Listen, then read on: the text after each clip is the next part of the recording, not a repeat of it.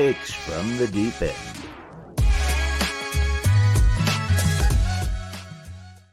I actually shouldn't say second best. I should say first best because we're not doing game balls. No, it's the second best. It doesn't matter. But right anyway, now. it's the best right now. But hey, for those of you that aren't aware, this is Takes from the Deep End, right? This is a segment where we dive into bold predictions, wild opinions, and unexpected Dolphins takes that we get from our fan base. That they, whether it's commenting on our videos, on our segments, on YouTube, on Facebook, wherever you can find us, we gather all of those takes.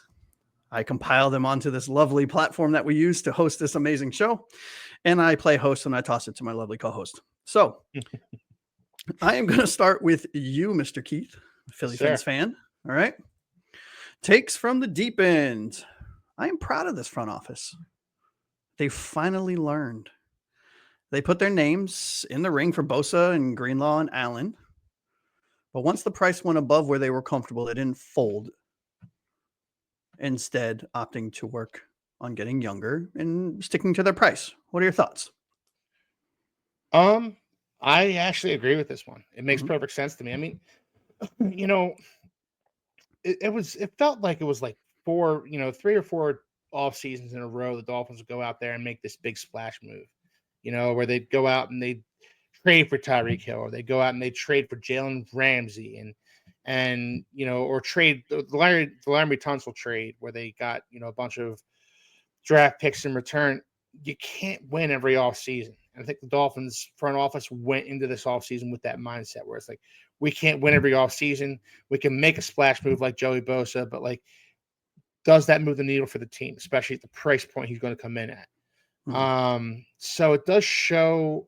Now it might be too little too late because like we talked about, Chris Greer could be out the door after this season, but it does show growth. It does show a little bit of maturity, and I am proud of them for kind of sticking to their guns and saying, this is what we're comfortable spending on this position, or this is what we're comfortable spending on you personally, Joey Bosa. We're not going to go above $8 million. The Bills gave you 12. Okay. Have fun in Buffalo. So I agree with it. Yeah. What are your guys' thoughts? Taylor, Anthony? I agree with this take. I think it makes a lot of sense. I thought Anthony was going to go there. But I usually do, but I was trying to give you the upper hand, let you go, let you jump in. Fair.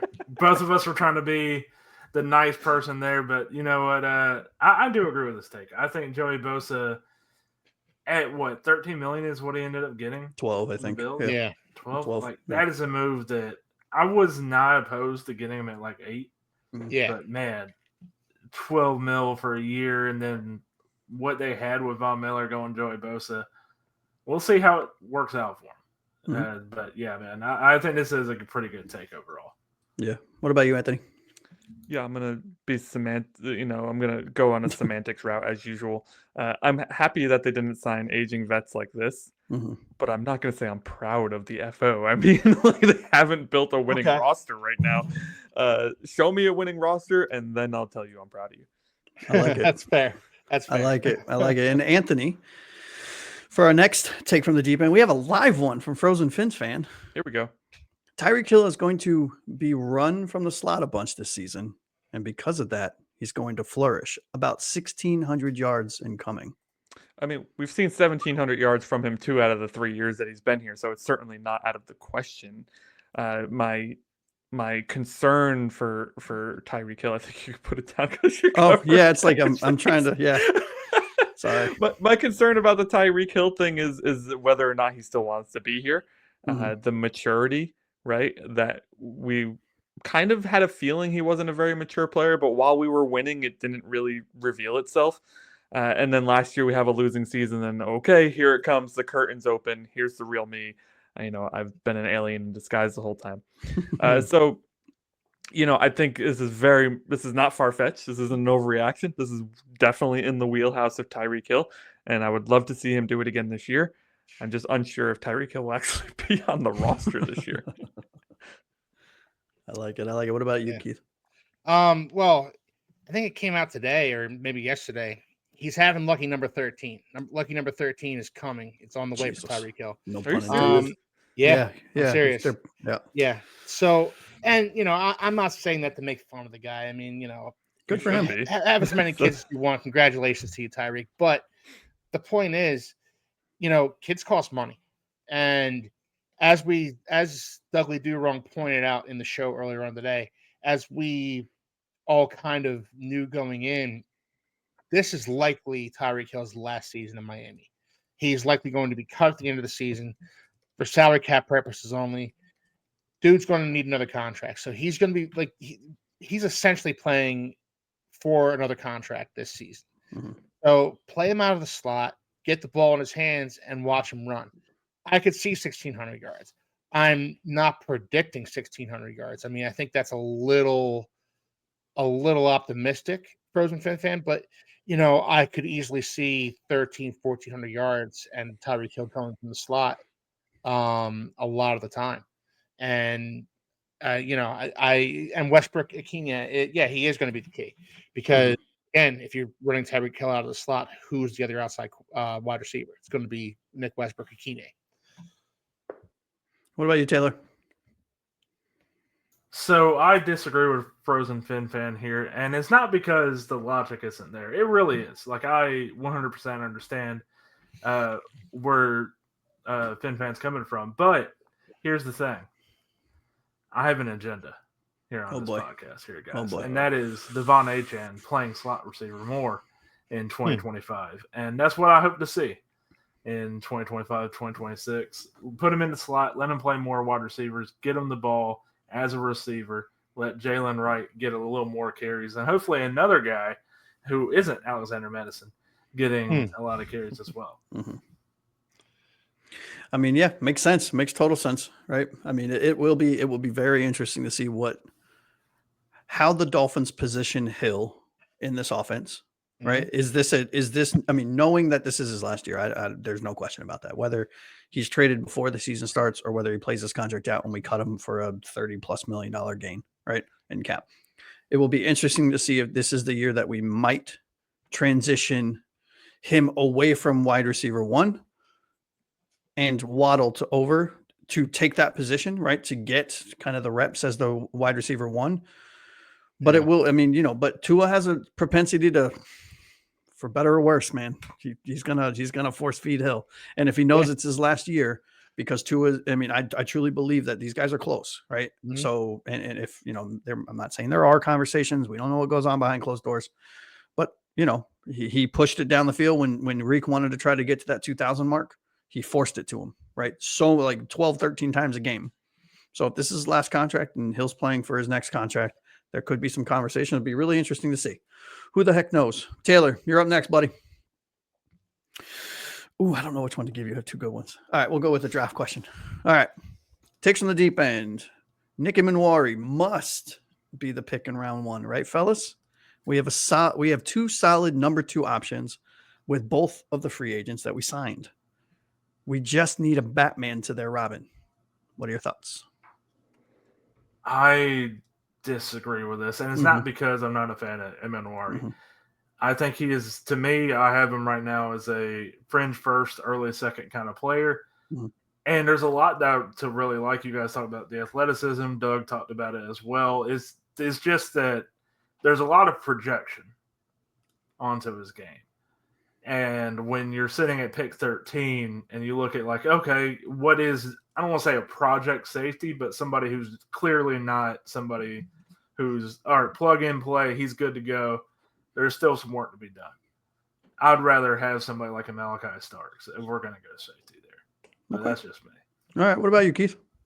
I agree with Taylor. I think Malachi, I think more so Malachi Starks is just a better fit for what the Dolphins are lacking.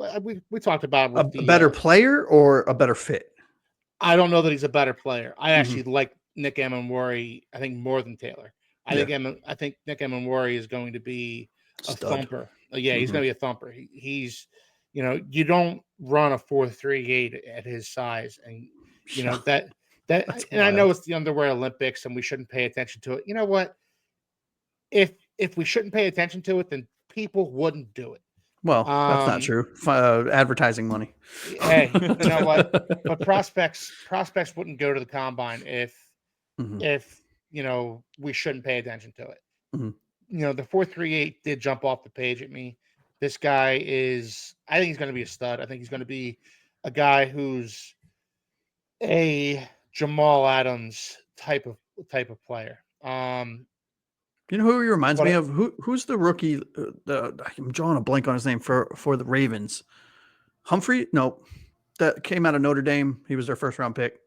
Kyle Hamilton. Hamilton. That's who he reminds Kyle me Hamilton. of. He reminds me of a Hamilton type But player. but even Pretty- Hamilton's stock Mhm. dropped because he ran in the 4.6s. Yeah, I know. At the Scary. combine. So put that. Yeah. Yeah, exactly. So I like this guy a lot. I think he's going to be a real, a quote unquote, a strong safety. What the Dolphins need is a free safety, and Malachi Starks more so fits that mold. Yep. Josh, What it's about- funny you mentioned that. I got Starks. My NFL account for him is Kyle Hamilton. For Emmanwori, it's actually Cam Chancellor. Oh, I mean, yeah, that, Cam that- Chancellor. that actually a better one. That's actually a better comp. Yeah. Yeah. What about you, Anthony? I know you're not a draft guy. I don't have any comps. But That's fair. That's fair. no, I mean, I've been learning more and more about these guys, obviously, as we get closer to the draft. And I don't think that he is the level of talent we were talking about before when we talked about like must draft guys at the position. Like, yes, he's big. Yes, he runs really fast. But he's also rising up a draft board because he does run really fast. And I like to see guys up the draft board because of what they did on the field already. Not because of the underwear Olympics. Now, of course, we don't actually know if that's true, that guys rise up the boards because of that, because we have no insight into NFL draft boards. But to say, even beyond his abilities, to say we must draft somebody at 13 is wild, because we're going to have a lot of options. Depending who gets drafted ahead of us, like if 3 or 4 wide receivers, tight ends, quarterbacks, whatever, get drafted ahead of us, all these trench guys are going to get pushed down to us. And, maybe Mason Graham does fall to 13. We don't know. Like, how crazy would that be? And then we don't take him because it's Chris Greer. But, well, if he's there, I mean, I don't know. I don't know how he's not the pick. Yeah, how do we can't pass that up.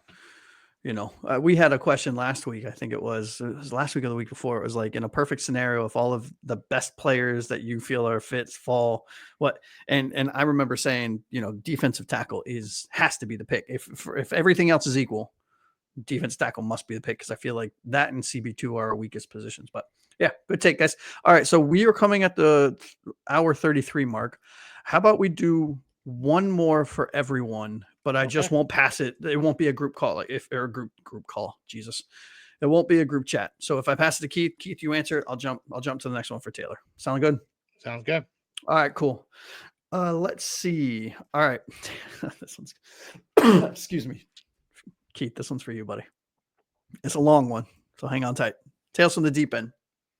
Bottom line: if Tua can ball out and stay healthy next season, we seriously can make some noise.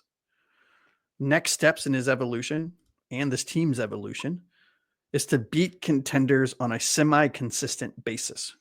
We do that, the league better watch out. What are your thoughts? Yeah, totally.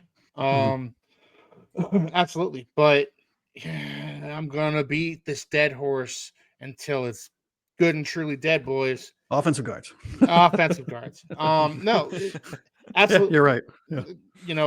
Look, part of the reason why the Dolphins have wilted in December and January against some of these better teams is these better teams have great defensive lines. And, the Bills have an Ed Oliver that can push around the Dolphins' offensive guards. And the Ravens have this guy or that guy. They've had Calais Campbell in the past. This offensive line needs to hold up. If the offensive line holds up, then Tua's play will follow suit. And I think the Dolphins can be dangerous. Fix the offensive line. Yeah. And they can be dangerous. I love it. I love it. Scream it. Scream from the top of your roof, buddy. I always do, man. Nobody listens. Hey, we listen. We all agree. Hell true. yeah. All right. So I know we talked about the punter a little earlier. Anthony, I'm going to pass this one to you. I actually really like this just because of the name that the guy calls out. Right. Takes from the deep end. We just signed the best punter we've had since Reggie Roby. All right. Stonehouse is a beast and can kick the leather off the ball. # field position battle. What are your thoughts? Is there a question there? No, just I guess this person really, really likes the fact that we signed Stonehouse. And I know we talked about him earlier, so maybe you don't have much to say about it. And if that's Yeah, the no, case- I mean it's a really good signing, and Mhm. I'm not as sold on the fact that he's automatically going to take Bailey's job as many Mhm. fans might be. But listen, the dude has an average kick of over 50 yards last year, 53 the 2 years prior. That's insane. With a long of like 77, dude, what are you eating in the morning? Wasn't Jesus. that against us? It Or maybe. am I making that up? Because Yeah, I I have no remember a punter boom, like destroying the ball. Launching it against us? Yeah, I don't know. I don't know, but yes, I do think that this is the best punter we've seen in a while. I'm trying not to forget how absolutely just annoyed I was with Jake Bailey last season, Mhm. and like just trying to be objective about that. I remember in the preseason last year saying to myself, we should just sign Josh to punt because at least he can kick the ball further than 10 yards. Because That I Bailey, can do. I'm a soccer player. I can boot the shit out of a ball. Bailey had an all-time epically bad preseason, which is Mhm. crazy because you're a punter. Your job's the same in preseason as it is in the regular season. What are you doing? That is true. Yeah, I mean, Keith made some valid points about the holder for Sanders, Mhm. and that's certainly something that the team will take into Yeah. consideration that many fans probably don't. But man, why did Tennessee cut him? Yeah. It seems stupid. Yeah. But Greer's getting real good at jumping on people's cuts, Mhm. That's Yeah. what I'm confused about, Anthony. I don't know why they cut him in the first place. Yeah. They probably didn't want to. I think it was the end of his contract, right? And they need cap savings, right? And they have other positions, so they're probably just going to draft one. All right.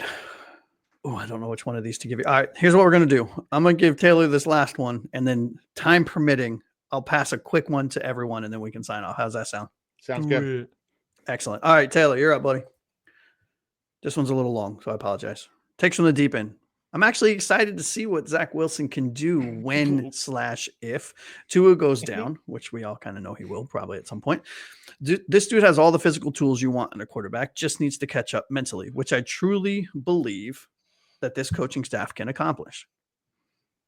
I don't think that he is a long-term starter, but is a great number 2 for our team. What are your thoughts? Yeah, like we were talking about last week, I am a fan of this signing. I agree with the faults of Zach Wilson. It's always been from the mental aspect of making the right decisions and throwing with accuracy consistently, and also not being scared to throw, which I would like to just bring up. Like, that's something Tua struggled with early in his career. Like, that's something Fitzpatrick had to tell him, be like, hey, man, sometimes you're going to have to throw into a tight window. And now we look at Tua with McDaniel, and possibly there's a bit of an overcorrection at times there. So I'm excited to see. Well, I wouldn't be excited to see because that means that Tua would not be on the field. But I'm excited to see, at least from a backup point of view, like, can Zach Wilson end up, continue to progress and get better? The arm talent's there. Mm-hmm. Like, he probably shouldn't have been the second overall pick, but he was a first-round talent. Yeah, and his athleticism is wild, dude. His extent, like the way he can extend plays. Again, that plays into the mental part of it. Sorry, go ahead, Taylor. Yeah, but overall, like, just I said this multiple times last week. Need to say it again here. When I'm saying all these good things, he's not like the starter. Tua's clearly better. This is a backup quarterback. I'm just saying that there are pluses to this. This isn't Mike White 2.0, is what I'm saying. Yeah, I agree. Awesome. All right, Keith, do we have time for a round robin? More. Round robin, one more. Now, this one can be a yes, no, should we desire, or do we have enough time to actually talk about it, Keith? I want to know before I throw everybody it up. gets like 30 seconds to a minute. All right, perfect. It's super short. Takes in the deep end. Would you welcome X back to the team? Oh, I don't need to go on a long soliloquy on this one. No. Anthony. No, he's toast, man. He was so slow his last year. No way. Taylor. No, I'm good. That is a clean sweep, fellas. That is a clean sweep. I thought I was going to have to, explain that one. Nope, I'm good. Listen, we should clarify. I love Xavien Howard. I do too. Absolutely love him. But his time is done. Nobody signed him last year. That tells you something. Tells you everything you need to know, honestly. Yeah, time to retire. Yeah, Frozen. So it's a 5 sweep because Frozen Fin fan agrees. Yeah. There he is. All right.